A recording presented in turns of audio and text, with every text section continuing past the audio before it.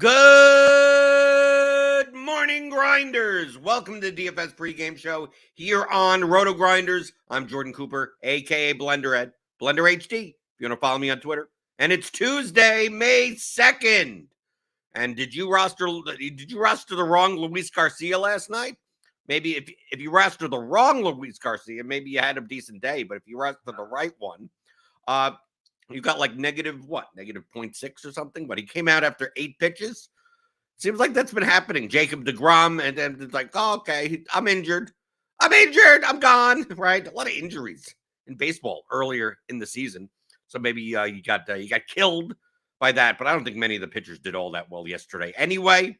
But yeah, I did well on Luis Garcia because I had his under 7 strikeouts. So I was pretty good, his under 37.5 fantasy points on Prize Picks. So I didn't mind so much, but for your DFS lineups, I could see how you could be a little bit frustrated in that. But hopefully you're not frustrated early in the morning. Good morning. Hit that thumbs up button. You know I like the thummy thumbs.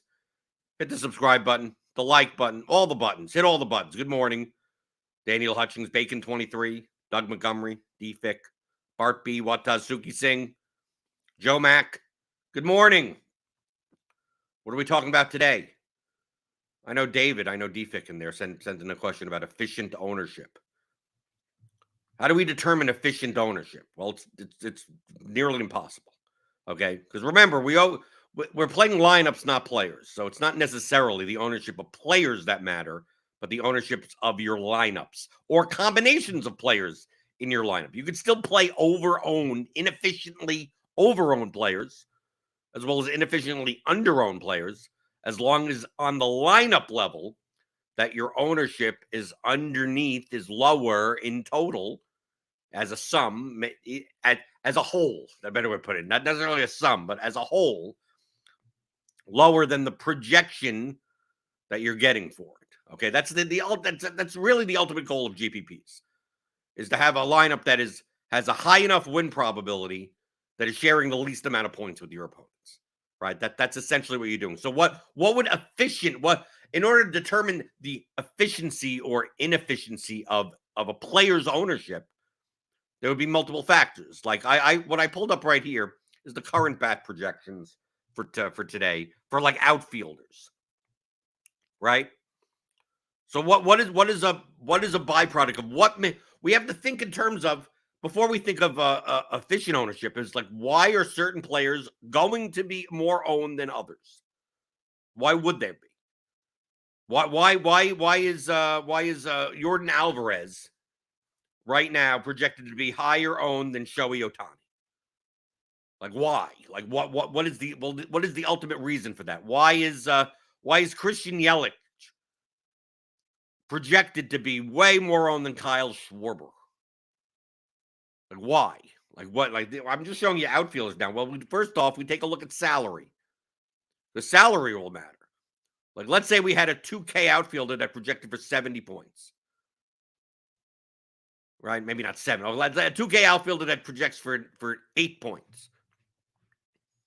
We have to expect his ownership to be fairly high because 8 points median projection is similar to more players that are in like the 5K range. Right? So can you get the same projection for 3K less salary? Well, that means that you could jam more points into your median points into your fantasy lineup, which means more people are going to do it, most likely. Right? You're not going to see that and, he's only 2% owned. Like, no, other people are going to see the same thing. So you take a look here just at the salary ranges. Right? The higher the projection, Cedric Mullins is going to be much lower owned than Jordan Alvarez because Cedric Mullins has a 7.99 projection and Jordan Alvarez is an 11.21 projection, and their prices aren't all that different. There's $200 difference. Kyle Tucker, Julio Rodriguez. Why is Julio Rodriguez going to be lower owned than Kyle Tucker? Well, because Julio Rodriguez has a lower projection than Kyle Tucker for the same price, for almost the same price, at the same position. Now, once you put on positions, now let's say we go all positions. Right? We see here, right, like Willy Adames, 12.92% projected owned. Why is he going to be more owned than Trey Turner? Well, because he has a projection that's 1.5, looks like 1.5 points higher than Trey Turner for the same position at a similar salary. Bo Bichette, same thing, right? But we see here, okay, well, we have to talk about the teams that they're on. Positions are going to matter as well. The more scarce the position, right? The more scarce there are fantasy points at a position, the more higher owned the people that are more proportion in projection to that position. So if we go to something like, we go to second base, right? We sort by fantasy points at second base. Jorge Polanco at 4,700 is projected for over 1.2 points higher than any other shortstop. So he's going to be higher owned. If the gap between the two are much smaller, then you're probably not going to see much ownership difference. Bryce Terang is going to be higher owned. Why? Well, he's only 2,700, and he has a projection of 8.14. This is the current Brad project. I mean, we'll just look at the numbers as at 11:07 in the morning. Don't take this as this is what you do for today's slate. This is just purely for examples.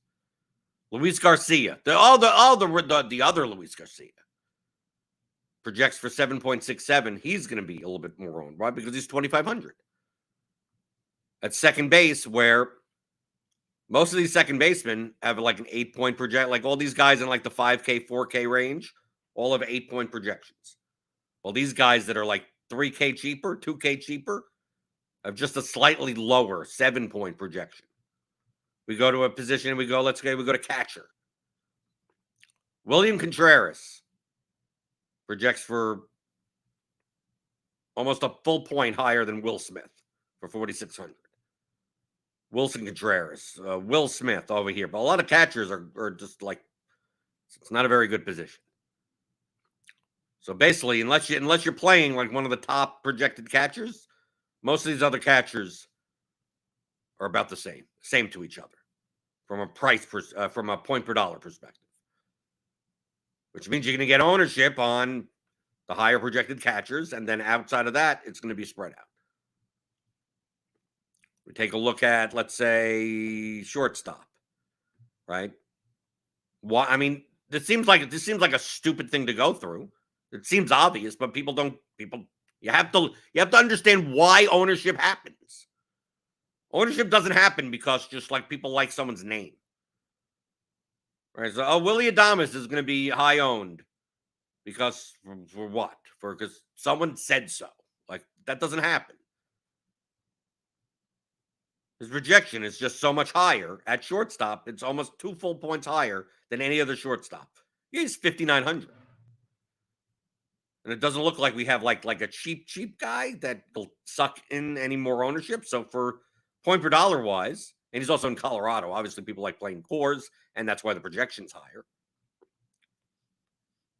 That's why he's going to be the highest owned shortstop, it looks like. Is he going to be 12.92% owned? I don't know. But we haven't gotten to that yet. We have to think in terms of why are players owned? Why is one player higher owned than another player? Like we go to pitchers, right? We go to pitchers and we look at the ownership, right? Why is Garrett Cole and Zach Gallen and Hunter Brown and mostly Cole and Gallen? Why are they going to be more owned? Well, take a look at the projection. These pitchers project for 2 to 3 more points than any other pitcher on the slate. And why is Mason Miller probably going to be pretty well owned on DraftKings? Well, he has an 18-point projection and he's only 5,700. So you can see here a lot of lineups are going to go Cole Miller, Gallen Miller, something like that. The reason is the projection. I mean, that's ownership and projection goes hand in hand. Now, if we have certain teams that are going to be chalky, for instance, like we mentioned, like Coors, right? We have Colorado. Let's go to Colorado. Let's go to Milwaukee, who's in Colorado, right? Right, here's the ownership of Milwaukee. 18, 15, 14, 13, 13, 13, 12, 11, 9. Let's take someone like William Contreras or Bryce Terang or Willie Adames, like we mentioned before. Players that are either too low priced for their projection or at scarce positions for their projection difference between them and other people. So you have William Contreras, Bryce Terang, and Willie Adames all fit that bill. Well, that also means that Rowdy Tellez is going to be more owned, and Christian Yelich is going to be more owned, and Brian Anderson. Why? Because baseball and people stack. Not every lineup in your contest. I mean, you still have idiots out there that don't.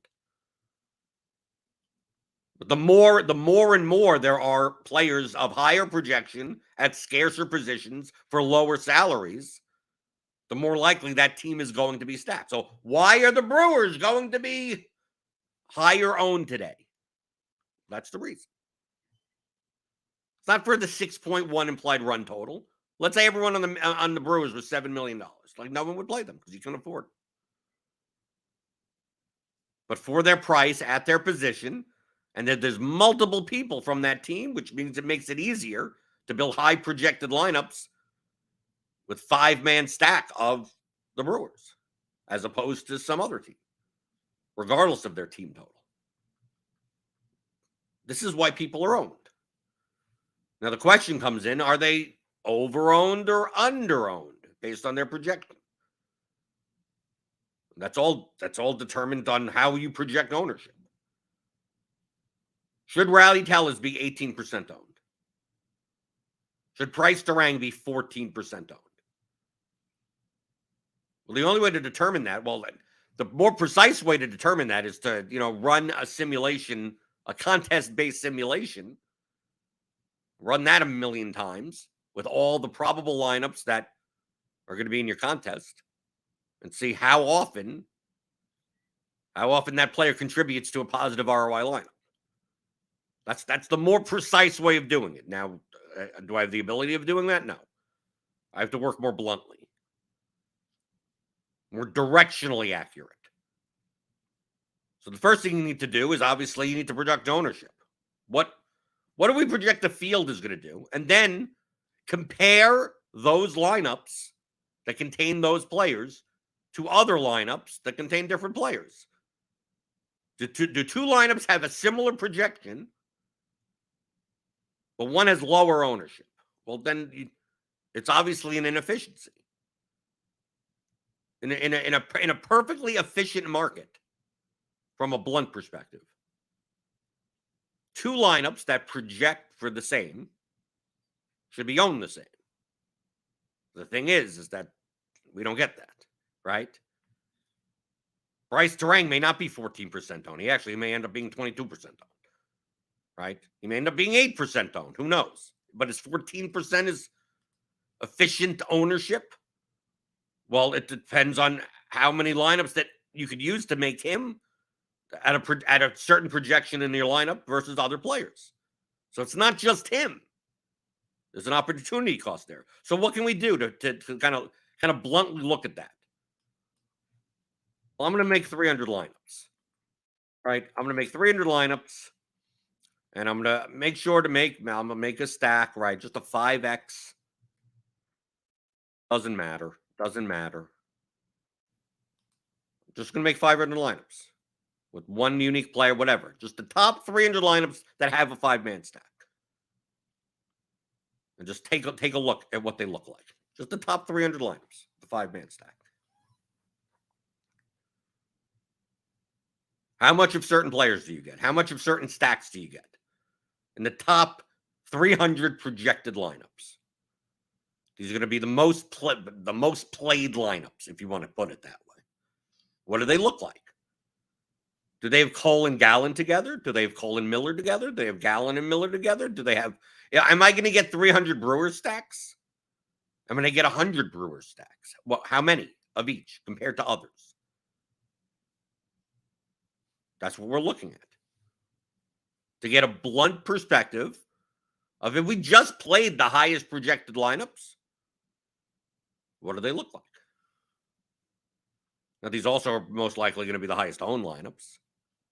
So it doesn't make these plus EV lineups. A lot of these lineups are not going to be purely due to the lack of leverage.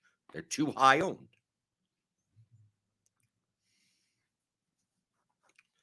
So we want to see these lineups, what they look like, what their projections are. And what's the difference between those lineups versus other lineups that you can make that barely have a different projection but have lower ownership? Are there lineups that what is that difference? And who is in those lineups versus who is in these lineups? Okay, let me stop it here, right? We don't need to meet all 300. Okay. We're getting 98% Rowdy Tellers. We're getting a ton of Rowdy Tellers, right? We look at the stack summary. Yeah, I'm getting all the Brewers, right? Like they have one Twins. There's one. I probably stopped it by the time. So we're getting Brewers like there's no tomorrow, right? No matter what I do, right? Projection 115.88, ownership at 137, 147, 143, 134, right? Bryce Miller, Mason Miller. Oh, 2 cheap pitchers. What pitchers do we get here? We get more Gallon, right? Because he's a little bit cheaper than Cole. We get a lot of Bryce Miller also. So look at this. You get a Brewer stack with 3 Buxton, Alvarez, and Tatis as one-offs in the outfield at 115. Right? Dalton Varsho, Kepler, Buxton. You get Contreras, Tellus, Terang, Brosseau at Adames. Because remember what we saw before. Before I even built any of this, I'm like, oh, I'm going to get a lot of this stuff because Contreras, Terang, and Adames are well projected at scarce positions for their price. Right? Because it's hard to replace a second baseman that has an 8-point projection because at 2,700, I mean, most of the guys in that range have like a 4-point projection.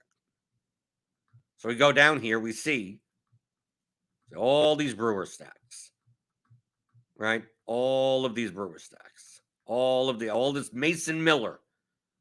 Do we really think he's going to be 15% owned? Right? Now let's cut down on even these lineups, right? So let's eliminate, even in this set of lineups, the lineups that are too high owned for their projection. Right? So this is one. So as we go down, I've showed this like so many times that it's ridiculous. If you had a choice between 2 lineups, one was 137% owned, and one was 147% owned, but lower projected. Like, why would you play the lineup that is higher owned if it is lower projected? So between these 2 lineups, I'd rather play the first one. Right? It's lower owned for its projection. So I'm going to eliminate the lineups that fit that bill. And if you buy Theory of DFS for advanced players, I have a tool in Excel that does this for you. You could do it manually. You could do it in Lineup HQ. It just takes a couple of minutes. Right? I could go through here, 137, 143. Right? So get rid of that. 134. Okay, that's lower owned for the lower projection. So we're going to eliminate the 143 lineup. 134.97. Nope, that's too high. 137. Now we have to beat 134. Right? So we're going to eliminate some of these lineups. 134, 137. Here's 128. Let's try to beat 128. Let's get rid of all these lineups in between. 128. This is a blunt way of looking. It's like what players contribute to lower owned lineups, even in this set of higher owned lineups. And you could get to that answer by just eliminating the lineups that are too high owned for the projection for the other lineups that are in your portfolio. You still have to beat what, 128?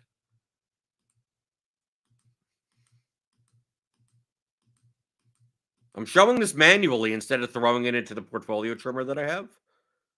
So you understand the concept of what we're doing. There's no point in buying the Theory of DFS tools if you have that's why there's 21 hours of audio attached to it. There's no magic tools. You have to understand what you're doing. These are just efficiency tools.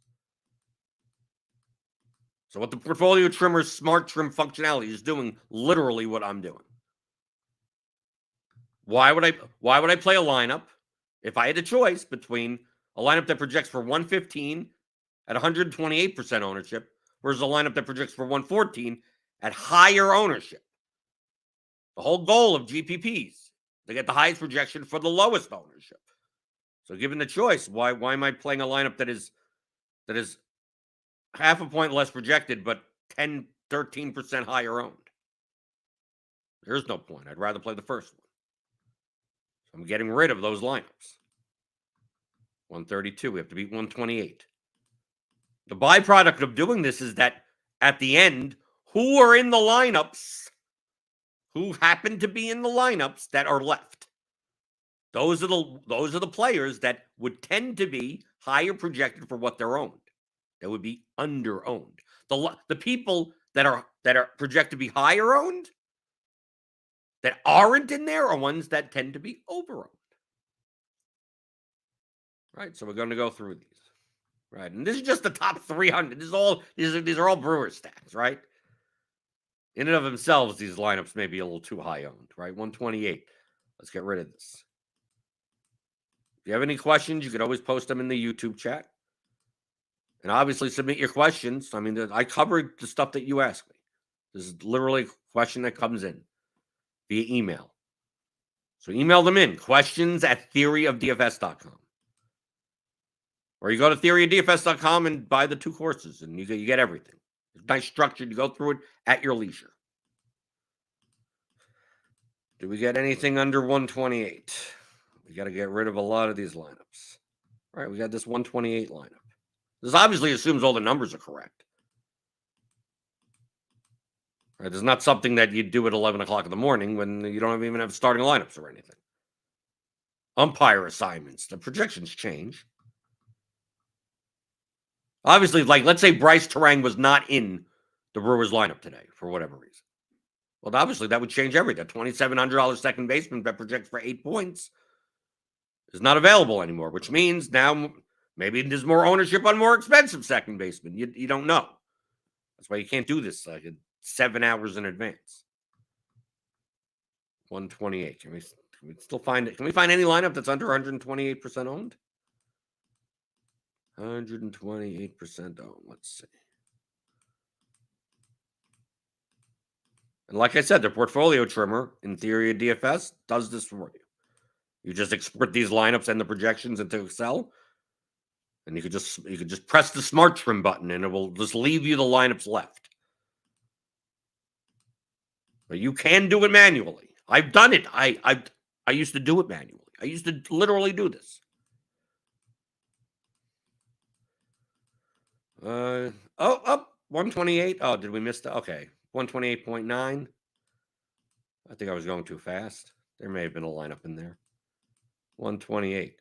128.95. That's not enough. I mean, look at the project. The projection doesn't change all that much because we only have one unique player and just 200 lineups. You're not going to get much. You're not going to get much diversity. Well, let's see. Out of the top ones that we have, 129.3. Now we still can't beat 128.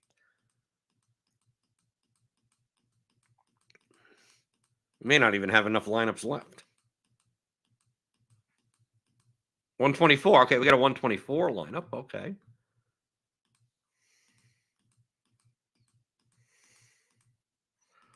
Can we beat 124? Let's see. What do we got? We shouldn't have that many lineups left. We don't have that many lineups left. I thought we'd end up with a lot more lineups. 138, 142, 142. So what are we left? Still left with Mason Miller and Bryce Miller. It's the lineup that, yeah, we're only left with like, what, 4 lineups. Yeah. Because we only looked at the top 300 there with 1v1s.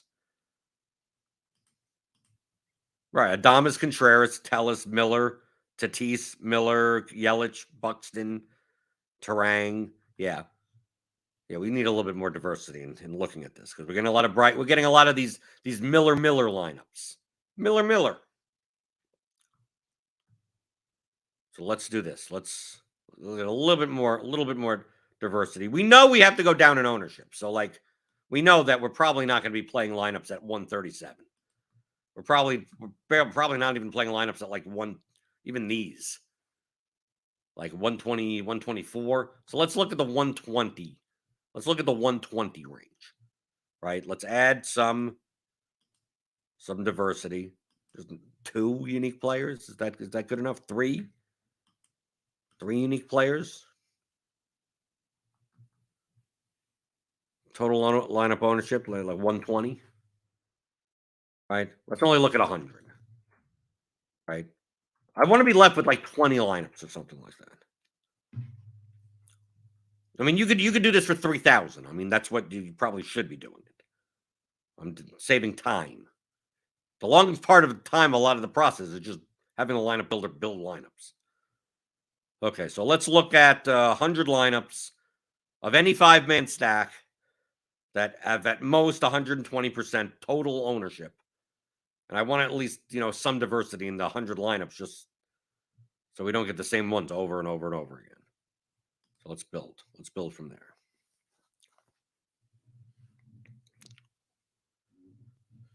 Bacon23 asks, how often do the bat projections move against you? And if you took that bet earlier in the day, are you still pairing with new bets even if the projection moved against you?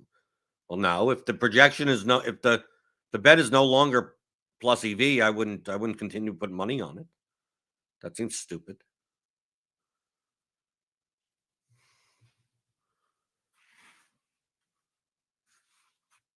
Just because you bet, I bet something over 4.5 strikeouts, and then it moves, and then it ends up moves against you. Right, it goes down to 3.5. You go, right, and the bat projection goes down to 3.8 or something, whatever the hell it is, and you're like, it's no longer plus EV. Like, well, why would I continue putting money in it? That will happen on occasion. Based on lineup changes, based on weather changes, based on umpire assignments, based on whatever. Pitch count updates. Right? You go, okay, you bet on someone's on you under 6.5 strikeouts or something. It's like, well, the pitch count was 83, and then it gets updated to like 95.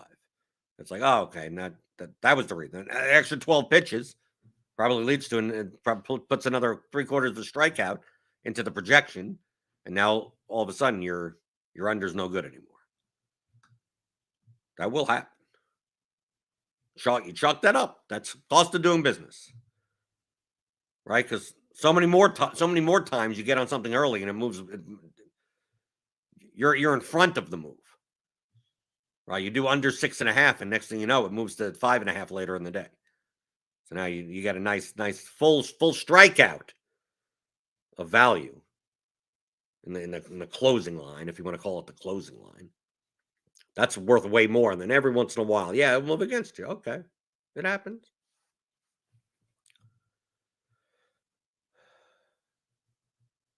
So so we got this new set of lineups. I mean, we still get it's still tons of these Brewer stacks, right? Tons of it. Who else is in these? We're almost kind of looking at the one-offs that are in these Brewer stacks, okay? That are at least under 120% owned. Right, so let's do the same thing. So, I mean, look, we didn't even sacrifice that much projection. What, 2 points? From like the optimal 5-man, whatever. What do we got up here? Like 115.88? Right, what's the lowest? Right, the lowest is 108. So we're barely sacrificing anything. Right, so now, okay, so let's get rid of some of these lineups and see what's left. All right, 118, 119. Okay, get rid of 119, 119. Okay, we have to beat 118.21. 118.21. Right. 117.71.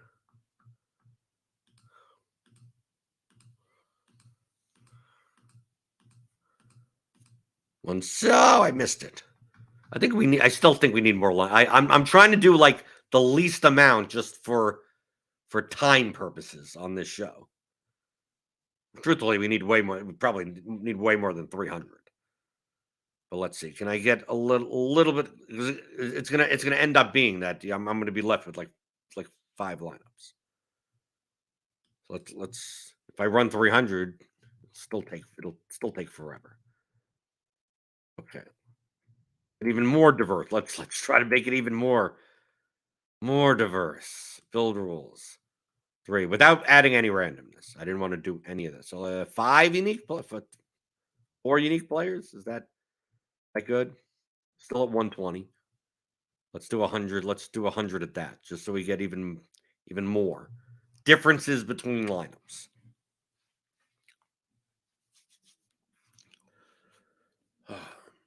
The point is that once you do that, once you eliminate the lineups that are too high owned for their projection as part of the set, what you should be left with is players in the lineups that are left are more likely to be under-owned for their current projected ownership, and the ones that aren't in there that project to be high owned are over-owned. It's just a byproduct of doing this. Of course, this is a blunt methodology. This is not how you determine this exactly, nor should you care that much about individual player ownership. You would be doing this on a lineup level if you were doing this precisely. Because remember, in DFS, you're not picking players. You're playing lineups into a contest. Okay, let's get. We got 100 with 4 unique play. Okay, can we get a little bit more diverse? We're still getting all the Mason Miller, so obviously we're going to get a ton of Mason Miller, right? We still get all these Brewer stacks. Let's see, 117.88,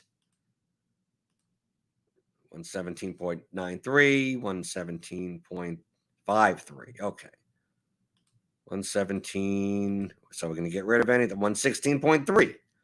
Okay. You have to beat 116.3. 111.74. Okay, that's pretty good. We're moving. 111.74.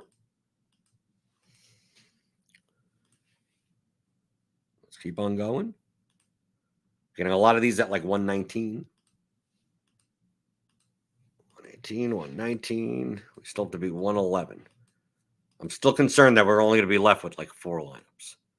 Right, 114. That's not 111.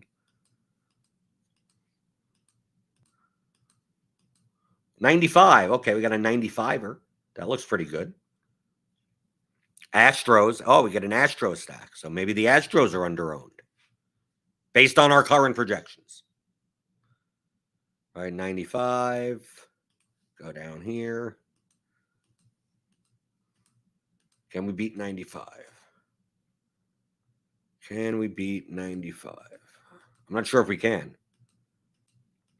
95.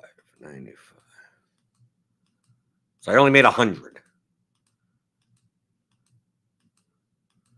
95. Come on. I could just scroll down to see if there's anything that's under 95. Is that going to... Oh, we're almost there.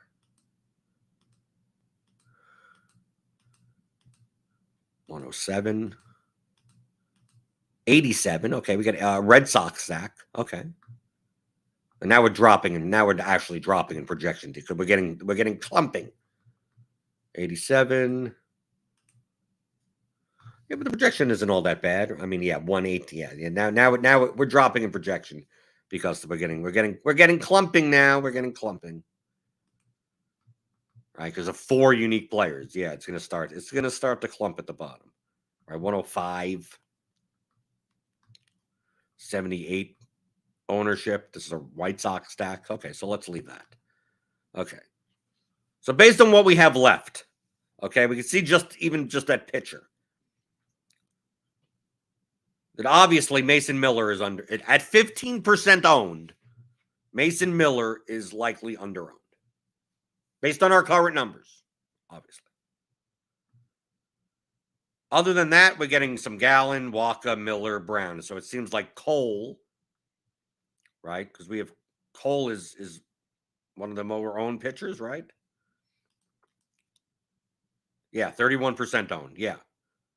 And it kind of makes sense. It's like if you get 18 points from Mason Miller, if you get 20.5, like, is the extra 1,500 in salary worth the extra 0.9 points in projection from Cole to Gallen? Probably not. And Gallen is 5% less owned. So that's the reason why you're not seeing many. The lineups that are left don't have Cole in it. So what can we gather from that? Maybe Cole at 31% owned, based on our current projections, is over-owned. Zach Gallen, maybe efficient, maybe close to efficiently, like maybe neither over-owned or under-owned. He's getting in there in certain constructions, but like not overwhelmingly so. He's there. He should be, the thing efficiency-wise, he should be higher owned than Cole, but he's not going to be, based on our current projected ownership. Mason Miller, from the looks of it, is wildly under-owned at 15% ownership. Then we take a look at batters. Obviously, the Brewers are going to be high owned. Now, it seems like even at I mean, we obviously it's a sample size issue. The Brewers may actually be under-owned at like 15% each. They may actually be under-owned based on these numbers. But it looks like Kyle Tucker's under-owned at 4%. Right, we get some White Sox. I mean, if you just take a look at the stacks to the left, it's like, well, what competes with some of these Milwaukee stacks? Well, the Twins, the Astros, the Red Sox, and the White Sox. So maybe these four teams could be a little bit under-owned.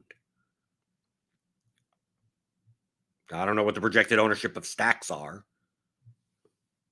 based on our current projections. It looks like you always have enough money to fit in Fernando Tatis. Right, that's what it looks like, what's left. Tatis, Buxton, because you have the twin stack here.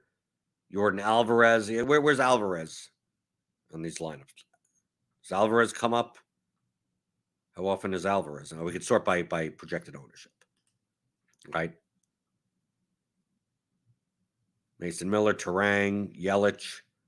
Yeah, Alvarez fits one lineup, and it's that Astro stack. So it looks like maybe Alvarez may be a little over-owned at 10%. Maybe. I mean, like I said, I only ran 100 lineups. Be more likely to be a little bit more directionally accurate with more lineups. But Mason Miller, it looks like as right now, it looks like Mason Miller is wildly under-owned at 15%. That he should be double that, if not more, based on the projected ownership. Okay? What happens if Mason Miller was 55% owned? Okay. Why don't we do that? Change the ownership, right? Let's make instead of 15.01, right? We'll make it 55.01, right? Okay. Now let's run it, right? Let's run 100 lineups and change Mason Miller's ownership to 55%. I'm doing it a little bit more extreme example. Okay, so let's run that at 55. Let's make it even more extreme. Let's say he's 75% owned, just to be safe. 70. He's going to be 75% owned at 5,700. Now, what ends up happening if I run 100 with some amount of diversity? Just right. Let's do this again. This is why I say the numbers matter. If you don't like the ownership numbers, change the ownership. Change. Oh, I think this guy's going to be higher owned, so we'll change the number before you do any of this. Well, I think Matt Strom is going to be not 8% owned. I think he's going to be 2% owned. And change it. And change it to 2. I think Bryce Miller is going to be 10 and not 14. Okay, then change it. That's what you think. Now, based on what I've run with Mason Miller, 15% is too low. I would have changed that number, not the 75%, but I mean, I would make him higher owned. Because I'd run through all these lineups and go, I'm getting all the Mason Miller. It can't just be me that's seeing this. So I have to assume that other people are going to go, yeah, it looks like, yeah, Mason Miller's going to be under-owned at 15%. Yeah, he's not going to be 15% anymore. So I got to change the number before I start comparing a lineup projection versus ownership. Because then next thing you know, the slate locks, you open up, the cards flip over, and you see Mason Miller is 36% owned. You go, oh, well, I played a lot of him because I played him in a lot of lineups because he's thought he was going to be 15% owned. Maybe he's over-owned at 36%. So now your lineups are like under-leveraged. Okay. So I built 100 with Mason Miller at 55% owned, at 75% owned, right? And remember, we set the cap at 120% ownership, right? We want lineups in that range, okay? I mean, we could take a look immediately, right away. Just look at the pitcher position. I'm literally getting none of them. Because the top lineups that are under 120% total owned can't even be made, right? They don't even reach 111 points, right? So I'm barely going to get any of them, right? He's way over-owned, way over-owned. Let's make 20 lineups to make it a little bit quicker. It changes ownership instead of 75% owned to 55% owned. Yet I still want lineups that are under 120% total owned, right? With a 5-man stack, right? I'm going to build 20 lineups just to make it quicker. At 55% owned, are there lineups that project decently that are under 120% owned? That have Mason Millers even with his 55% ownership? We don't even see that here. Look, no, he still doesn't even come up. He's one of the highest projected pitchers. And you get all the Bryce Miller. Obviously, at this point, I would probably bump up Bryce Miller as well. He may not be 14% owned. Maybe he'll be 22% owned. Let's bump his ownership down even more. Let's say he ends up being 35% owned. Right? Just put in 35 there. Let's build 20 lineups. Let's see. Does he show up? Can I make a decently projected lineup that is under 120% owned with a 35% owned Mason Miller? How many of them can I make? Right? Still, okay, now I'm starting to get him. Now I'm getting out of my 20. Obviously, I'd want to make way more than this. Right? So 3. I'm getting him 3. Again, still more Bryce Miller. So Mason Miller's 35% owned. He still seems to be a little over-owned. Let's put him down even more. To like 28. You're going to start to replace Bryce Miller in some of these lineups? 28. How about 20? I'll put 28. I think it has to be a little bit lower. Let's build 20 lineups and let's take a look. Does he fit into those lineups that we're looking for? And Mason Miller, 28% owned. How does a 28% owned Mason Miller fit into lineups? Boop-a-doo. 15. Come on. We're almost there. Come on. Thank you. Okay, we're getting Gallen and Bryce Miller. Okay, Mason Miller 9. Okay, we're getting a lot more. So we have to figure that based on what we're doing, maybe his efficient ownership is around 28 to 30%, maybe around there. Now Bryce Miller is coming up a lot more now also. Maybe what happens if we move Bryce Miller, we make him a little bit higher owned. We make him at like 20% owned, right? Let's say Garrett Cole's ownership starts coming down. Maybe he's 28% owned, and Zach Gallen is 32% owned now. Hunter Brown is 20% owned, right? We got some now. What do these lineups look like? Now let me build 20. So now we flipped. Now Zach Gallen is actually higher owned than Garrett Cole in projected ownership, and Bryce Miller's ownership has come up a little at 4K. Now what combinations am I getting? What do these lineups look like?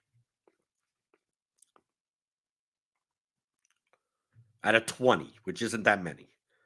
I'm doing it more for speed purposes to show you the example, right? With those ownership percentages like this, yeah, now Mason Miller starts becoming under-owned, right? We don't get as much Hunter Brown. We still get Zach Gallen, right? So in that dynamic, right, Bryce Miller starts coming down a little bit. So yeah, so you could see just in these just simple examples of running lineups, it's like Mason Miller's efficient ownership based on our current numbers, probably somewhere in the 28 to 30% range. Probably around there, right? This is blunt, just bluntly. Bryce Miller's efficient ownership is probably somewhere in the 18% range. Garrett Cole's efficient ownership probably somewhere in the 22-ish. Or if we put him down to 22 and ran this, we'd probably start seeing 2022 him come in a little bit more than Gallon. The gap between how many lineups you get with Cole and how many lineups you get with Gallon will start evening out. You may start getting replaced by Hunter Brown, and then you have to change that. Like, this is how you could kind of figure out like what is efficient ownership on a player. Now, pitchers are easier because you have to play 2 in a lineup on DraftKings, and there's nothing else. It's just like, here's 2 pitchers. That's it. Hitters, you have positional scarcity and salary dynamics. Are you playing them in a stack? Stuff like that. Right? Obviously, Christian Yelich is going to be much higher owned than an outfielder from some other team because the Brewers, in and of themselves, are going to be higher owned. But as a heuristic, as a blunt way of looking at it, build as many lineups as you can. Build 17 trillion lineups if you can, right? With the current projections that you have and the projected ownership that you have. And then just cut out all the stuff in the middle, right? Like we just did. As you go down in projection, you should be going down in ownership. And any lineup that doesn't fit that, just cut that out.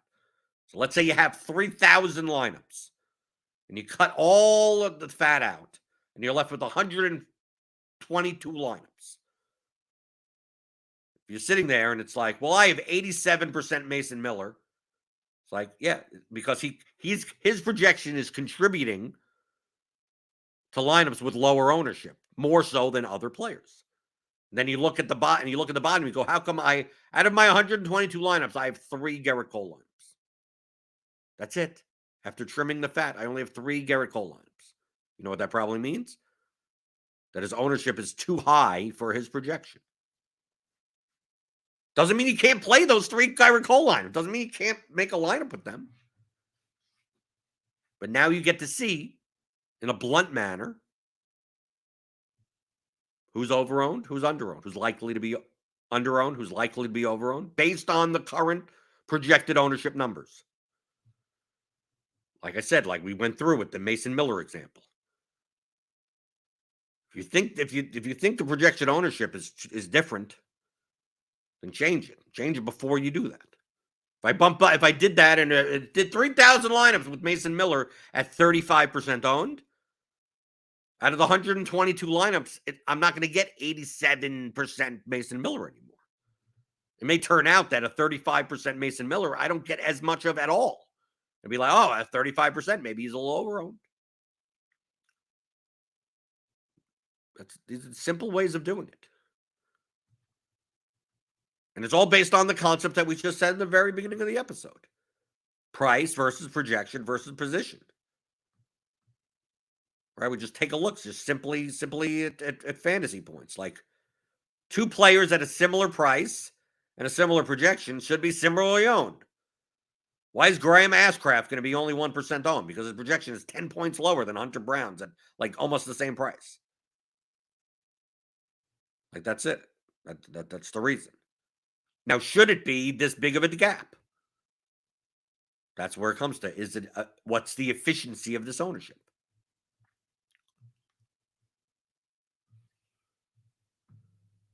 So as with anything, you could email me questions at theoryofdfs.com. Send in your questions. That's what I cover on the show. I don't know what we're doing tomorrow. As of right now, I think there's going to be a pregame show tomorrow, but there may be a 4-game slate on DraftKings or FanDuel or something. We may do a Grinders Live. If we do Grinders Live, I won't be here. Check the thumbnails. That's a better way. Just subscribe to the channel.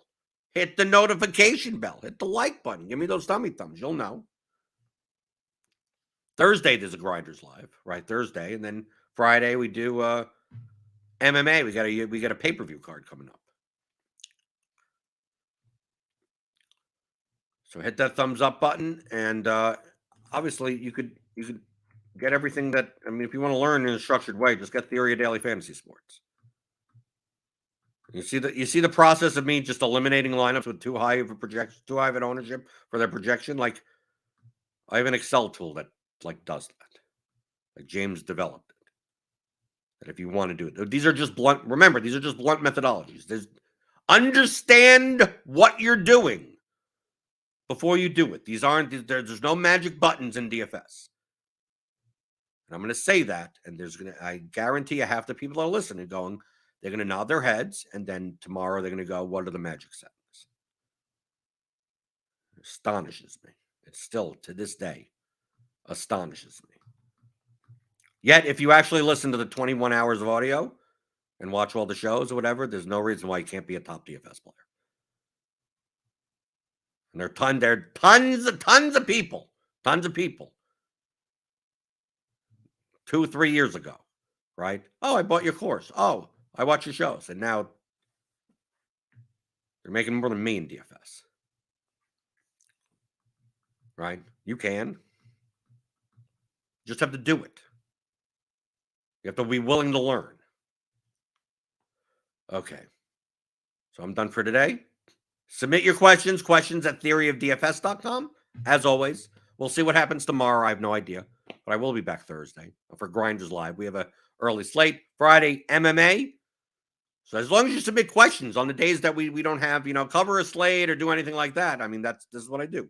David emailed a question about efficient ownership, DFIC, and I answer it. So you just email them in. Questions at theoryofdfs.com. And give me those thummy thumbs. And I'll see you hopefully tomorrow. Usually Monday through Friday, 11 o'clock Eastern, on the DFS pregame show on RotoGrinders.com.